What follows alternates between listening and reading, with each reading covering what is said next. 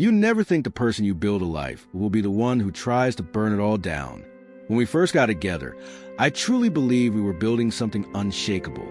We weren't just dating, we were partners. In every sense of the word. We moved in together, shared bills, made joint grocery lists, set alarms together, and we even started a small business. Something we dreamed up late one night and actually turned into reality. We talked about marriage like it was the next natural step. Not some grand leap, but something we were already growing into. I wasn't naive. I knew relationships took work.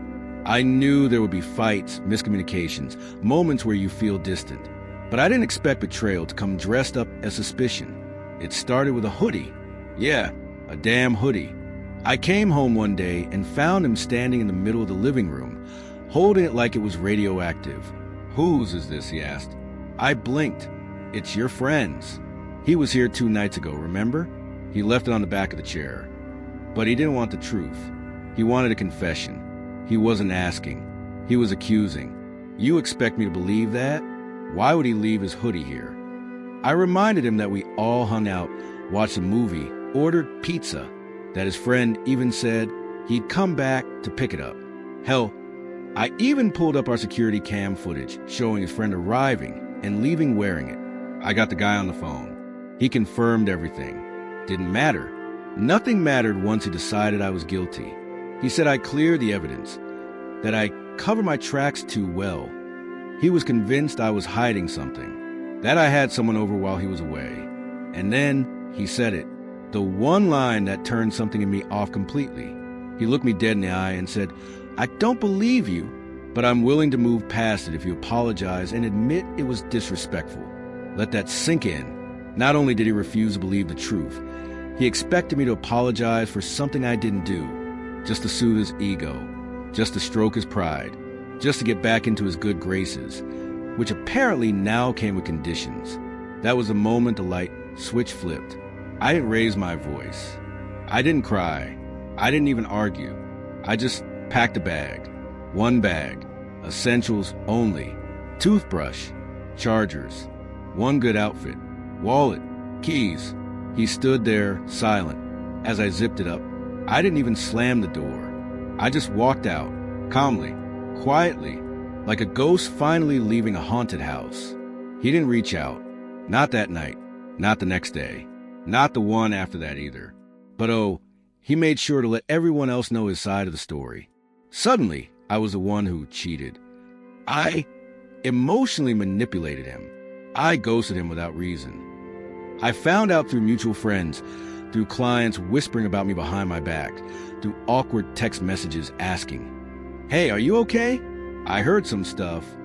Stuff like how I disrespected him by lying, how I went cold and vanished, how he was devastated by my betrayal. He turned my exit into a narrative, a one-woman scandal. He wanted to be the wounded hero in his own soap opera, so I let him have it. I played the villain he cast me as.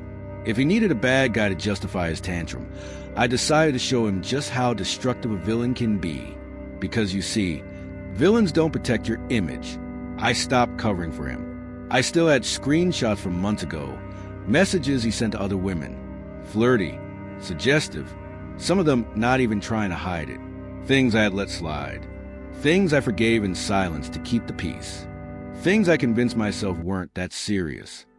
But since he painted me as a cheater, the gloves were off. I posted the receipts. I sent them to the people he lied to our mutuals, even to a few clients who asked what happened. I didn't editorialize. I didn't scream. I didn't threaten. I just showed them the facts. I told them how I'd help fund our business. 50-50 on paper, sure, but I was the one who built the client base, handled the finances, stayed up late doing the books while he played video games in the other room. I told him how I walked away without taking him to court, without demanding a payout, without dragging his name. But that wasn't enough for him. He had to torch my character too. So I torched his illusion. By the end of the month, his name wasn't glowing anymore. His clients didn't trust him. Friends stopped returning his calls. People started asking him questions. And then he came crawling back. Oh, not with an apology. Not really. but with desperation. He begged me to take the post down, said I was hurting his career, said I'd made him look bad, that he was trying to move on, but I was making it impossible. I smiled. I told him, "This is what you wanted, right? You treated me like the villain. I'm just following your script." There was silence on the other end of the phone. It felt good, not because I wanted to hurt him, but because I finally stopped protecting someone who never protected me. Now, I'm thriving. I rebranded the business under my name. The loyal clients followed me. The work got better. The energy shifted. I don't flinch when I see his name in emails. I don't panic when someone brings him up in conversation. I don't shrink when I pass by old spots we used to frequent. I don't belong to that story anymore. Because sometimes, when people need a villain so badly, they'll rewrite you into one.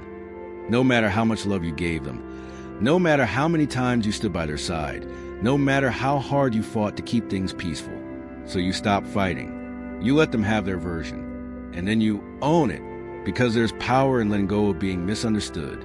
There's power in releasing yourself from the exhausting need to be the bigger person. There's power in walking away from a burning bridge without looking back.